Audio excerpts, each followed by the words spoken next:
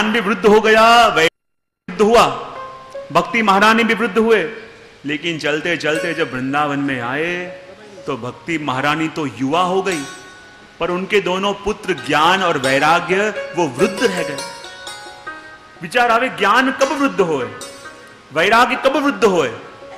देखो, ज्ञान किसको कहते हैं? अपन कई बार क्या होता है, इंफॉर्मेशन को ही नॉलेज मान लेते हैं, माहिती को ही अपन ज्ञान मान लेते हैं। अपन कहते हैं मुझे ये भी आता है, वो भी आता है, सौगंध भी आता है, भागवत भी आता है, गीता भी आता है। अपन को आता नहीं, अपन ने टैप रिकॉर्डर की तरह टैप रिकॉर्ड कर लिया है।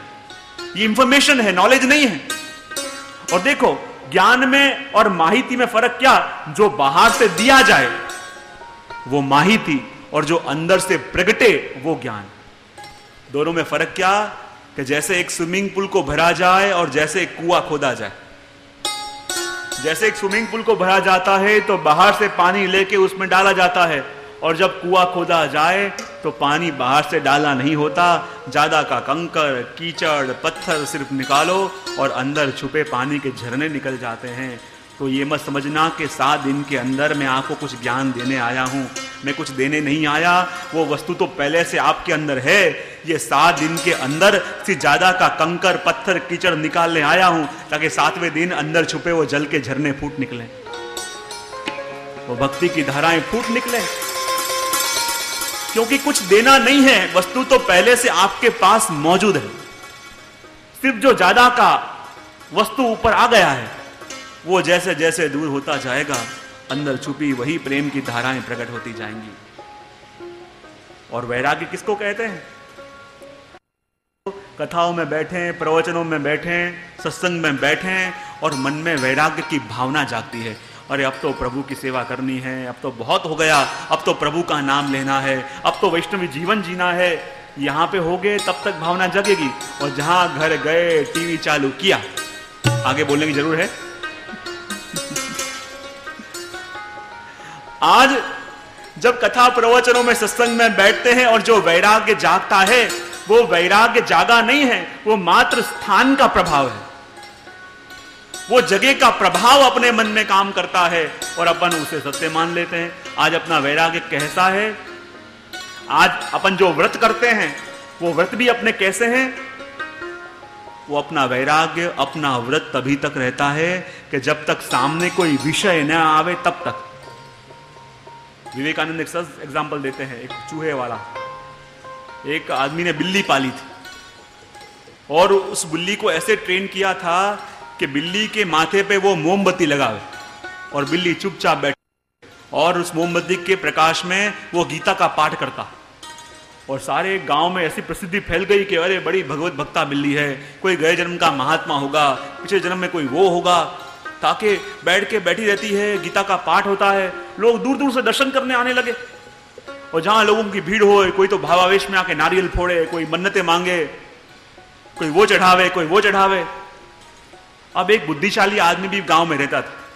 जब उसने सुना कि यहां पे भी ऐसा शो हो रहा है तो वो भी आया, लेकिन जेब में एक चूहा लेके आया। और जहां सारे लोग इकट्ठे हुए और उसने शो चालू किया, बिल्ली को बुलाया, बिल्ली आके बैठ गई, उसके माथे पे मोमबत्ती लगा ली, मोमबत्ती जलाई, और जहां उसके प्रकाश में गीता पाठ होने लगा, जय जयकार हो गया। और जहां जय जयकार होने लगा, उस व्यक्ति ने जेब में से चूहा निकाला और डाला। और जहां बिल्ली ने चूहे को देखा, वो अपने मालिक के माथे पे पैर रख के चूहे के पीछे भागी। तब उसने पता चला कि वो बिल्ली महात्मा तभी तक थी कि जब तक सामने चूहा नहीं आया था। तो वैसे ही अपन भी व्रत धारण करते हैं, वैराग्य धारण करते हैं, पर वो वैराग्य तभी तक रहता है कि जब तक सामने कोई विषय नहीं दिखता। जहां सामने विषय आ गया, अपने सारे व्रत, अपने सारे संकल्प, अपना सारा वैराग्य धरा के धरा रह जाता है। और जब ऐसी वस्तु होती है तो वहां ज्ञान और वैराग्य दोनों वृद्ध रहते हैं।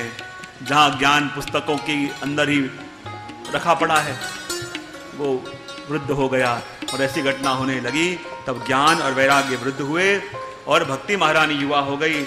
नारद जी से पूछती हैं, कृपा करके बताओ मेरे दुख का कारण क्या है? माता वृद्ध होनी चाहिए और बेटे युवा होने चाहिए, पर ये कैसी विचित्रता हो गई, मैं माता तो युवा हो गई और मेरे दोनों बेटे वृद्ध हो गए। और देखो तो सही कैसे मूर्छित होके गिरे पड़े हैं, उठाने का प्रयत्न कर रहे हैं, उठ नहीं पा रहे। हे महात्मन, कृपा करके बताओ मेरे इस दुख का कारण क्या है। नारद जी ने ज्ञान दृष्टि से देखा, समझ में बात आ गई और कहने लगे, भक्ति महारानी सुनो, शुणु स्वहिता बाले युगो यम दारुण कली। हे भक्ति महारानी सुनो, तुम्हारे दुख का कारण और कुछ नहीं, तुम्हारे दुख का कारण ये घोर कलिकाल है। इस घोर कलिकाल के अंदर सर्वत्र तुम्हारे पुत्रों की उपेक्षा होने लगी, उसके कारण तुम्हारे अंदर वृद्धता आई, तुम जीर्ण होने लगी। पर हे भक्ति महारानी, धन्य है वो वृंदावन की भूमि कि जहां जाके तुम पुनः युवा हो गई, क्योंकि वृंदावन तो वो भूमि है कि जिसके अंदर आज भी प्रभु वेणुनाद करते हैं। कहते हैं वृंदावन तो वो भूमि